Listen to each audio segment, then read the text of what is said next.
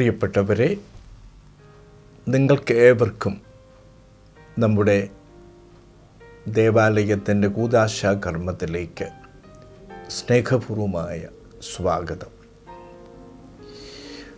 ഒരു പുതിയ ദേവാലയം രാമപുരത്തിൻ്റെ ചിരകാല സ്വപ്നമായിരുന്നു. ഇടവക അംഗങ്ങൾക്ക് മുഴുവനും ഒരുമിച്ചിരുന്ന് ആരാധിക്കുവാൻ കഴിയുന്ന വലിപ്പമുള്ള ഒരു ദേവാലയം. ഏതാണ്ട് 50 വർഷത്തോളം കാത്തിരിക്കേണ്ടി വന്നു. അതിനുവേണ്ടി രാമപുരംകാർ 2009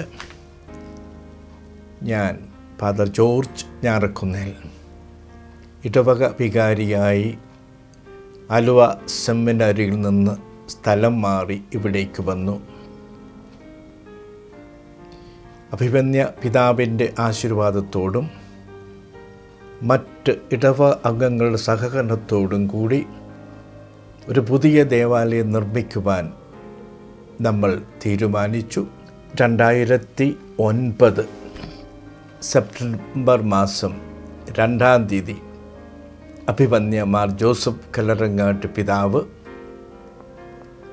മാർ പള്ളിക്കാപ്പറമ്പിൽ പിതാവിൻ്റെയും ജേക്കബ് മുരിക്കൻ പിതാവിൻ്റെയും സാന്നിധ്യത്തിൽ പുതിയ ദേവാലയത്തിൻ്റെ ശിലാസ്ഥാപനം നിർവഹിച്ചു. ഈ ദേവാലയത്തിൻ്റെ കോൺട്രാക്റ്റ് ഏറ്റെടുത്തത് പ്രസിദ്ധ കോൺട്രാക്ടർമാരായ ആൻ്റണി തോമസ് ആൻഡ് കമ്പനിയാണ്. ദേവാലയത്തിൻ്റെ പ്ലാൻ വരച്ചത് ബൈസൻ്റൈൻ ആർട്സ് എന്ന കമ്പനിയുടെ കൺവീനറും കോർഡിനേറ്ററുമായ ജോബിൻ ആണ്. നമ്മൾ പൈലടിച്ചുകൊണ്ട് പണി ആദ്യമായിട്ട് ആരംഭിച്ചു. അവിടെ നിന്നിങ്ങോട്ട് ഏതാണ്ട് 9 വർഷമെടുത്തു ഈ ദേവാലയം പൂർത്തിയാക്കുവാൻ. ഈ ദേവാലയ നിർമ്മാണ വഴികളിൽ ഒരുപാട് ബുദ്ധിമുട്ടുകളും കഷ്ടപ്പാടുകളും ഉണ്ടായി എന്നുള്ളത് സത്യമാണ്. എങ്കിലും ഇടവകക്കാരുടെ പൂർണ്ണമായ സഹകരണവും അവരുടെ ഉദാര മനസ്ഥിതിയും കൊണ്ട് ആവശ്യത്തിനുള്ള ഫണ്ട് സ്വരൂപിക്കുവാൻ എനിക്ക് കഴിഞ്ഞു. അതുകൂടാതെ രാമപുരംകാരായ പ്രവാസികളുടെ സഹായവും ഉണ്ടായിരുന്നു. ഗൾഫ് രാജ്യങ്ങളിലും അമേരിക്കയിലും ഇംഗ്ലണ്ടിലും യൂറോപ്പിലും എല്ലാമുള്ള പ്രവാസികളായ രാമപുരം ഇടവക അംഗങ്ങളുടെ ഉദാരമായ സംഭാവനയും ഉണ്ടായിരുന്നു ഈ ദേവാലയ നിർമ്മിതിയിൽ. ദേവാലയ നിർമ്മാണം ഭാരിച്ച ഉത്തരവാദിത്വവും ചെലവേറിയത് ആയിരുന്നെങ്കിൽ തന്നെയും ആരെയും നിർബന്ധിക്കാതെ,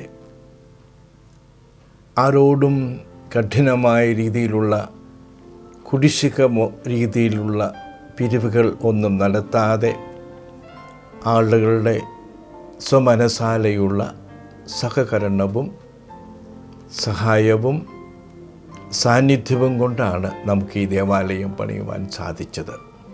ഇനി ഈ ദേവാലയത്തിൻ്റെ ആർട്ട് വർക്ക് മുഴുവനും നിർവഹിച്ചത് വൈപ്പിൻകരക്കാരനായ മിസ്റ്റർ ബിജുവും ടീമുമാണ്. ദേവാലയത്തിൻ്റെ മനോഹരമായ തടിപ്പണികൾ എല്ലാം നിർവഹിച്ചത് കയ്യാരയ്ക്കകത്ത് ജോർജ് കുട്ടിയുടെ നേതൃത്വത്തിലാണ്. ഈ ദേവാലയത്തെക്കുറിച്ച് വിവരിക്കുമ്പോൾ ഇതിൻ്റെ തടികൾ എല്ലാം തന്നെ നാട്ടിലെ നമ്മുടെ പറമ്പ് ഇടങ്ങളിൽ നിന്നും വെട്ടിയെടുത്തതും ആളുകളുടെ സംഭാവനയുമാണ്. ശബരിമല വനത്തിൽ നിന്നും വെട്ടിയെടുത്ത 350 വർഷം പഴക്കമുള്ള തേക്കിൻ തടി കൊണ്ടാണ് ഈ ദേവാലയത്തിൻ്റെ ആനാവാതിലും മറ്റ് സൈഡിലുള്ള ഈ വാതിലുകൾ നിർമ്മിക്കപ്പെട്ടിരിക്കുന്നത്. അതുകൊണ്ട് തന്നെ ഈ ദേവാലയം മതസംഗമത്തിൻ്റെ, മതസൗഹാർദ്ദതയുടെ ഉത്തമമായിട്ടുള്ള അടയാളവും നിദർശനവുമായിട്ട് മാറുന്നു. അതിമനോഹരമാണ് ഈ ദേവാലയത്തിൻ്റെ ആനാവാതിലിൻ്റെയും ഇതര വാതിലുകളുടെയും ശില്പ ഭംഗി. അതിമനോഹരമായ കൊത്തുപണികൾ കൊണ്ട് അലങ്കരിക്കപ്പെട്ടിട്ടുള്ളതാണ് ഈ ആനാവാതിലുകൾ മൂന്നും. ഇതിനോടകം പത്രമാധ്യമങ്ങളും അതുപോലെ തന്നെ ഇതര സോഷ്യൽ മീഡിയയുമൊക്കെ മുക്തകണ്ഠം പ്രശംസിച്ചു ഈ ദേവാലയത്തിൻ്റെ നിർമ്മാണ ശൈലിയെക്കുറിച്ചും ഇതിൻ്റെ മറ്റ് ഇതര പ്രത്യേകതകളെക്കുറിച്ചുമൊക്കെ. ദേവാലയം പ്രധാനമായിട്ടും 4 കലാരൂപങ്ങളുടെ സംഗമമാണെന്ന് പറയാം. ദേവാലയത്തിന് മുന്നിലെ മോണ്ടളം ഗ്രീക്ക് ആർട്ടിലും ദേവാലയത്തിൻ്റെ മുൻവശത്തുള്ള 2 ടവറുകളും ഗോത്തിക് മോഡലിലും ദേവാലയത്തിൻ്റെ നടുവിലുള്ള മുഖവാരം പോർച്ചുഗീസ് ആർട്ടിലുമാണ് നിർമ്മിക്കപ്പെട്ടിരിക്കുന്നത്. ദേവാലയത്തിൻ്റെ പിൻഭാഗത്തുള്ള ടവർ ദേവാലയത്തിൻ്റെ ഉപരിതലത്തിൽ നിന്നും ഈ ടവറിന് 35 അടി ഉയരമുണ്ടെന്നുള്ളതാണ് സത്യം. ഈ ടവർ നമ്മൾ പൗരസ്ത്യ ശില്പകല അനുസരിച്ച്, പൗരസ്ത്യ ദൈവശാസ്ത്രം അനുസരിച്ച് തോറ എന്ന് നമ്മൾ പറയുന്നു. അതായത് ബലിപീഠത്തിൽ നിന്നുകൊണ്ട് പുരോഹിതൻ ബലി അർപ്പിക്കുമ്പോൾ അദ്ദേഹത്തിൻ്റെ പ്രാർത്ഥനകൾ പരിമള ധൂപം പോലെ സ്വർഗത്തിൻ്റെ അനന്തതയിലേക്ക് ഉയരുന്നതും, സ്വർഗത്തിലിരുന്നു കൊണ്ട് ദൈവം ഈ പ്രാർത്ഥനകളെ സ്വീകരിക്കുന്നതും ആശീർവദിക്കുന്നതുമാണ് ഈ അനന്തതയിലേക്ക് ഉയർന്നു പോകുന്ന ടവറിൻ്റെ പിന്നിലെ തിയോളജിയും ആർട്ടും. അതുപോലെ തന്നെ ദേവാലയത്തിൻ്റെ ഉൾഭാഗം വിവിധ തരത്തിലുള്ള സ്റ്റെയിൻ ഗ്ലാസ് വർക്ക് കൊണ്ട് അതിമനോഹരമായി നിർമ്മിക്കപ്പെട്ടിരിക്കുന്നു.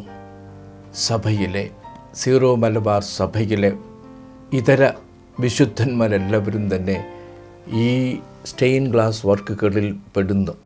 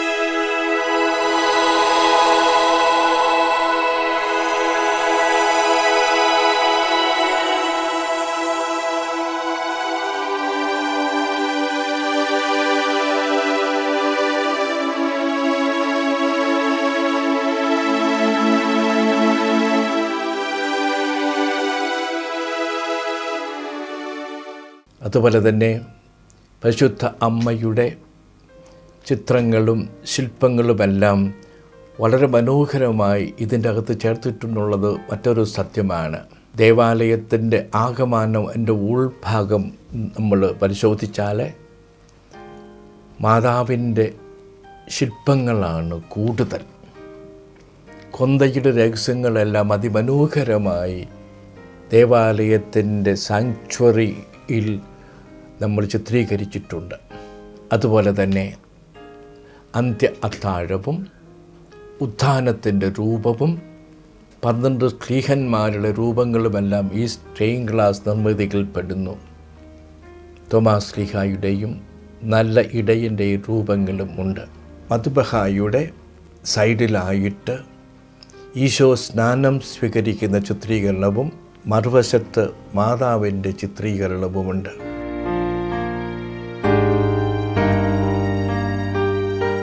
ഈ ദേവാലയത്തിനകത്ത് നാമമാത്രമായി 2-3 ചെറിയ പ്രതിമകളേ ഉള്ളൂ. ദേവാലയത്തിനകം പൗരസ്ത്യ ആർട്ട് അനുസരിച്ച് മുഴുവനും ഐക്കൺസ് കൊണ്ടാണ് നിർമ്മിക്കപ്പെട്ടിരിക്കുന്നത്.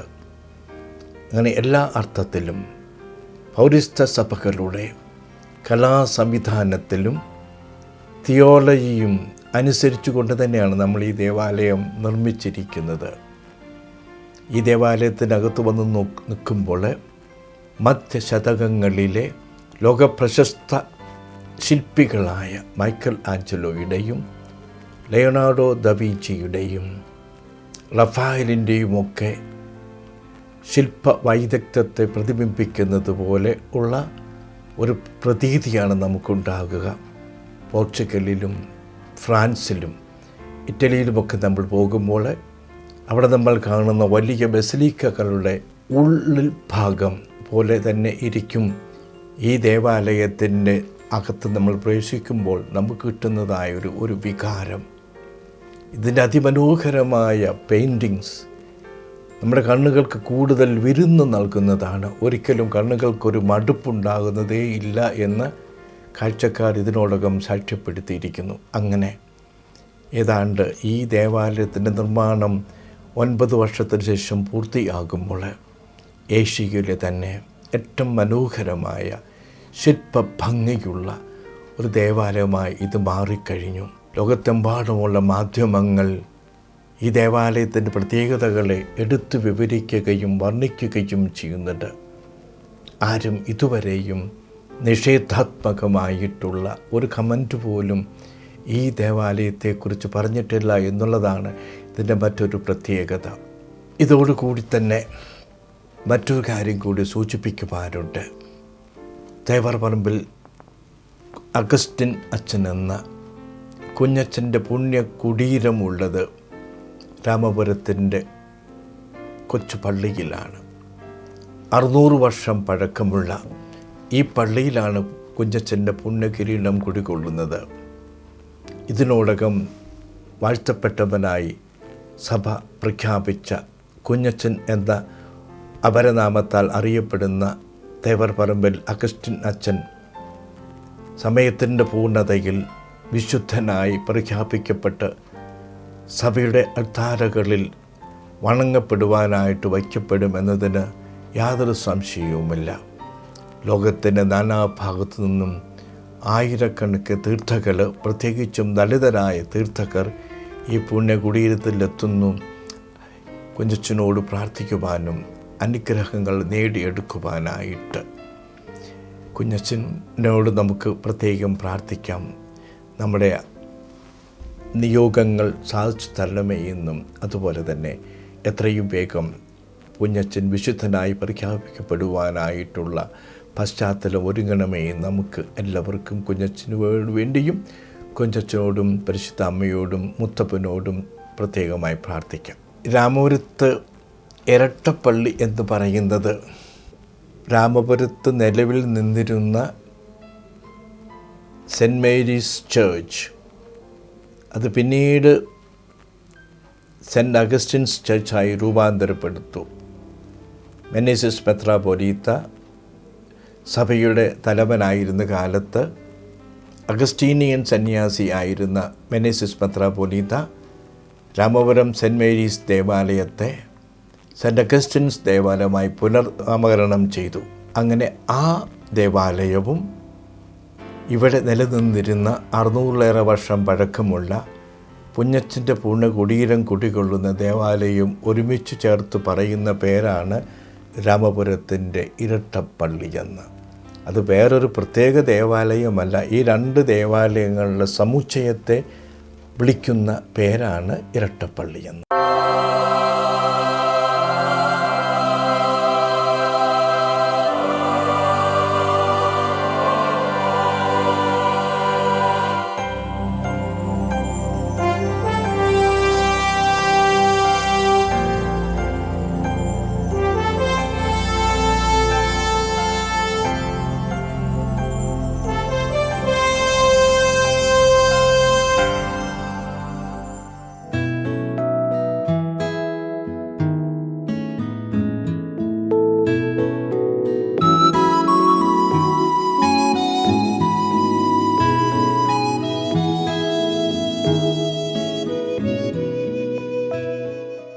എല്ലാവരും തന്നെ വളരെ ആകാംക്ഷയോടും പ്രതീക്ഷയോടും കൂടിയാണ് ഈ ദേവാലയത്തിൻ്റെ കൂദാശ കർമ്മം ജനുവരി 13 നടക്കുമ്പോൾ അതിൽ പങ്കെടുക്കുവാനായിട്ട് ആഗ്രഹിച്ച് കാത്തിരിക്കുന്നത്.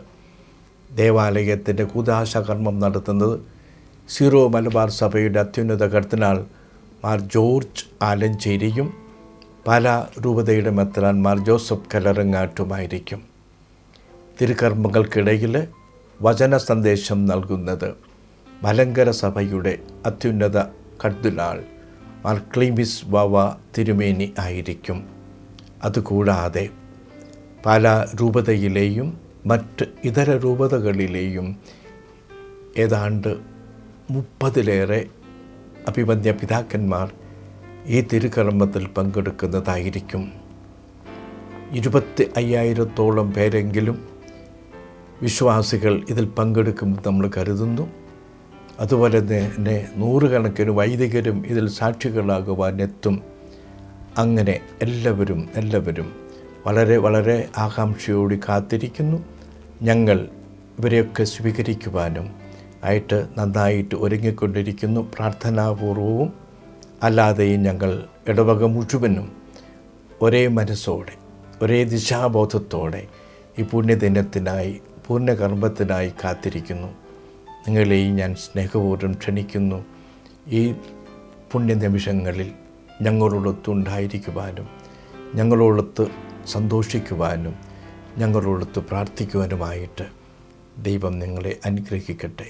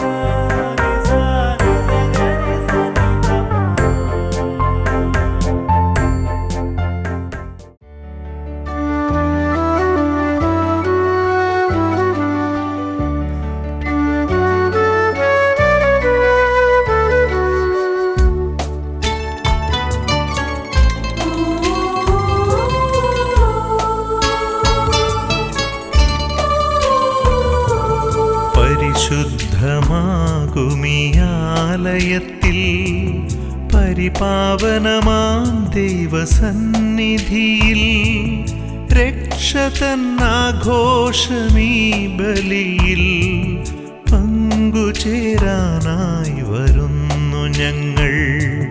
പരിശുദ്ധമാകുമിയാലയത്തിൽ പരിപാവനമാം ദൈവസന്നിധിയിൽ രക്ഷതന്നാഘോഷമീ ബലിയിൽ പങ്കുചേരാനായി വരുന്നു ഞങ്ങൾ.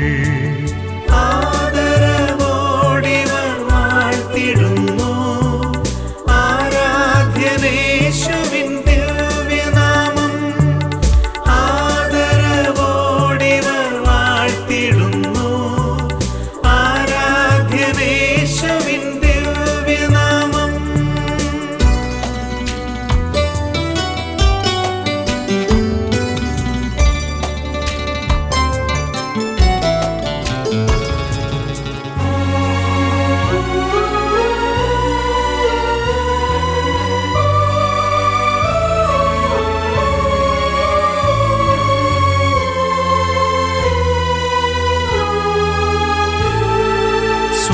സ്വർഗസ്ഥനായ പിതാവിൻ കൈകളിൽ സർവം സമർപ്പിച്ചിടാം.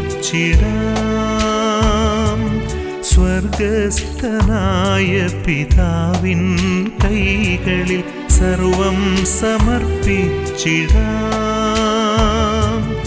ഇന്നോളം ഈ നിമിഷം വരെ നൽകിയ നന്മകൾക്കായി നന്ദിയേകാം. ഇന്നോളം ഈ നിമിഷം വരെ നൽകിയ നന്മ നന്മകൾക്കായി നന്ദിയേകാം. ആദരവോടിവർ വാഴ്ത്തിടും